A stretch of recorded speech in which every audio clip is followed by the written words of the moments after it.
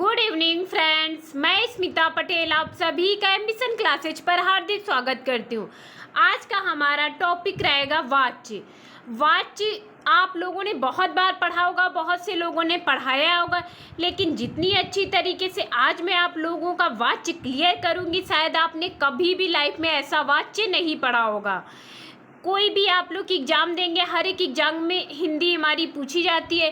हिंदी में वाच्य भी हमारा कंपलसरी रहता है, क्योंकि टॉपिक हमारे हिंदी के यही गिने चुने हैं जो वही रहते हैं हर एक एग्ज़ाम में, और हर एक एग्ज़ाम में हिंदी भी कंपलसरी रहती है। इसीलिए इस वीडियो को ध्यान से देखना है और ज़्यादा से ज़्यादा शेयर भी करना है।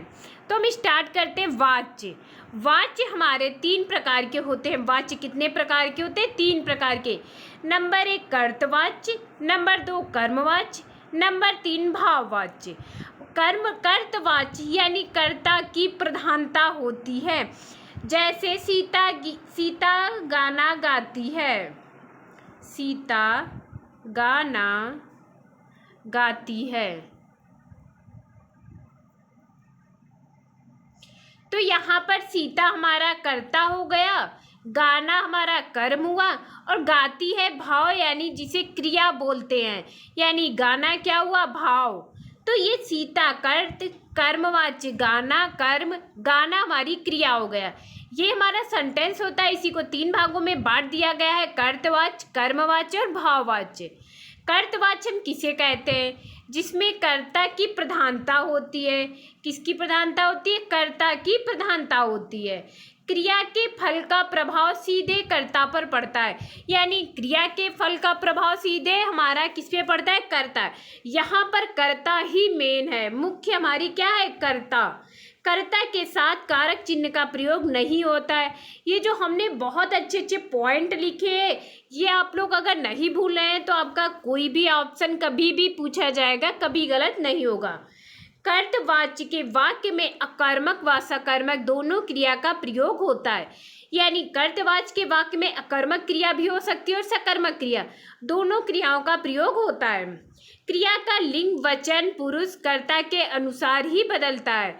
यानी यहाँ पर क्रिया का जो लिंग वचन पुरुष है, ये कर्ता के अनुसार ही बदलता है। अब जैसे हमारा उदाहरण हो गया, सहवाग क्रिकेट खेलता है। सहवाग के अनुसार इसमें कर्ता के अनुसार हमारा इसकी लिंग बदल रहा है। खेल अगर होता सीता खेल खेलती है, सीता क्रिकेट खेलती है, तो यानी कर्ता हमारा जिस लिंग का होगा उसी लिंग की हमारी क्रिया भी हो जाएगी, वचन भी हमारी इसी के अनुसार बदलेगी। यानी कर्ता की यहाँ पर हमारी प्रधानता है। तो सहवाग क्रिकेट खेलता, यह एक सकर्मक क्रिया भी हो गई। सहवाग क्रिकेट खेलने चल नहीं जाएगा, तो इसमें भी हमारी कौन सी हो गई? सकर्मक क्रिया हुई। और यह क्या है? कर्तवाच्य। क्या है? कर्तवाच्य। यानी लिंग वचन पुरुष कर्ता के अनुसार ही हो रहे। सीता गीत गाती है, सीता के अनुसार उसमें क्रिया में परिवर्तन हुआ, यानी सीता जिस लिंग की है उसी लिंग की हमारी क्रिया भी हो गई। तो यहाँ तीनों में कौन सा वाच्य हो गया? कर्तवाच्य। यानी कर्ता की प्रधानता हो गई, क्रिया के फल का प्रभाव सीधे कर्ता पर पड़ रहा है, कर्ता के साथ में कोई कारक चिन्ह का प्रयोग नहीं हो रहा है। कर्तवाच्य में अकर्मक और सकर्मक दोनों क्रियाओं का प्रयोग हो रहा है। आप लोगों को कर्तवाच्य अच्छे से समझ में अब आया होगा। अब सेकंड है हमारा कर्मवाच्य। इसको भी अच्छे से समझिए, बस 2 मिनट 5 मिनट की क्लास है, आपको वाच्य 5 मिनट में पूरा कंप्लीट हो जाएगा। कर्मवाच्य यानी कर्म की प्रधानता होती है। हमने सबसे पहले बताया था कि कर्म किसे कहते हैं। अब आप लोगों ने वहां भी देखा था कर्म किसे कहते हैं। क्रिया के फल का प्रभाव सीधे कर्म पर पड़ता है। यानी क्रिया के फल का प्रभाव कर्तवाच्य में कर्ता पर पड़ रहा था, लेकिन यहाँ पर हमारा सीधे कर्म पर पड़ता है। कर्म के साथ कारक चिन्ह का प्रयोग होता है, जैसे ने, द्वारा, के, द्वारा, ऐसे हमारे कारक चिन्ह का प्रयोग कर्म के साथ में प्रयोग होता है। इसके वाक्य में केवल सकर्मक क्रिया का ही प्रयोग होता है। यानी कर्मवाच्य में सिर्फ और सिर्फ सकर्मक क्रिया ही होगी, अकर्मक क्रिया नहीं होगी। क्रिया का लिंग वचन कर्म के अनुसार होते हैं। यानी यहाँ पर हमारे क्रिया के लिंग वचन कर्म के अनुसार बदलते हैं। जैसे यहाँ पर उदाहरण है, सहवाग के द्वारा क्रिकेट खेला जाता है। सबसे पहले हम देखेंगे यहाँ पर के द्वारा आया तो कौन सा हो गया, यानी इस कर्मवाच्य के साथ में हमारे कारक चिन्हों का प्रयोग होता है। तो कौन सा हो गया, कर्मवाच्य। राम ने पुस्तक पढ़ी, यानी सबसे पहले देखिए पुस्तक के अनुसार पढ़ना हो गया। अब राम ने पुस्तक पढ़ी, राम के अनुसार तो नहीं पढ़ना हुआ, पुस्तक के अनुसार पढ़ी हुआ। तो यहाँ पर कर्म के अनुसार में क्रिया में परिवर्तन हुआ। कौन सा हो गया, कर्मवाच्य। और एक ट्रिक से टॉपिक से पहचानेंगे, जैसे हम पॉइंट है हमारा ने, हमने कहा था कारक चिन्ह ने द्वारा के ऐसे आएंगे तो वहाँ पर हमारा कर्मवाच्य होगा, तो इस यहाँ पर हमारा ने आ गया। सीता ने गाना गाया, तो क्या हुआ, ने, यानी यहाँ पर हमारा कौन सा पॉइंट आया, ने। जो अभी हमने पढ़ा था इसके कहाँ गया, कर्म के साथ कारक चिन्ह का प्रयोग ने द्वारा के द्वारा आदि का प्रयोग होता है, यानी सीता ने गाना गाया, ने यहाँ पर हमारा कारक चिन्ह आ गया।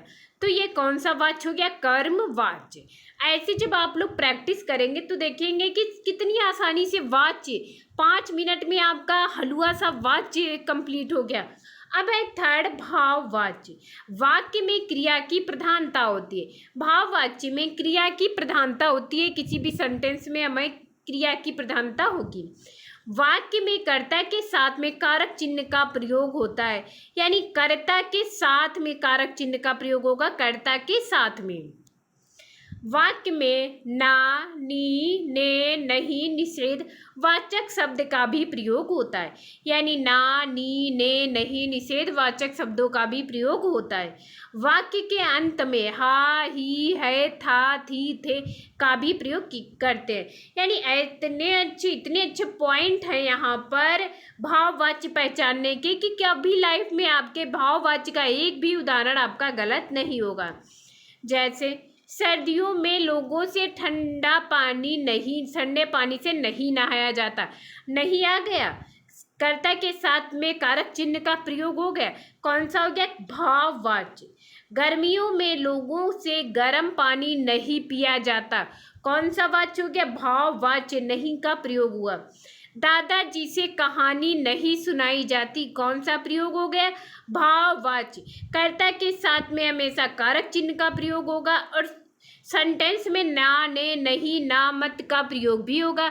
और किसी भी सेंटेंस के लास्ट में है, हा, हु, था, थी, थे जैसे प्रयोग भी होगा।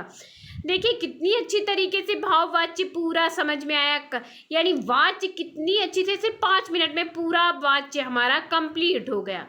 अब आप लोग इसे ज़्यादा से ज़्यादा शेयर कर दीजिएगा, जिससे 5 मिनट में हर एक का वाच्य कंप्लीट हो सके। Thank you class.